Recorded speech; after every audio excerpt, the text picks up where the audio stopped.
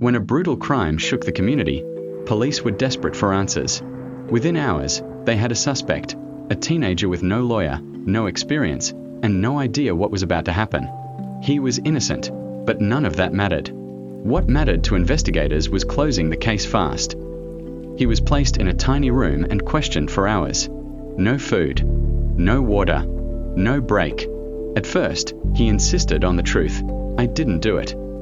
But the officers didn't stop. They told him he'd never go home again unless he admitted something. They hinted at violence.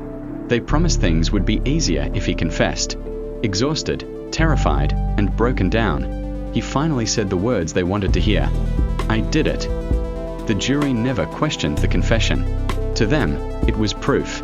The defense tried to argue it was coerced, but who would believe someone would confess to something they didn't do? The verdict was guilty.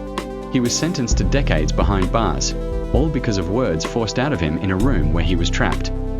Years later, DNA evidence told the real story. He couldn't have done it. He was innocent all along.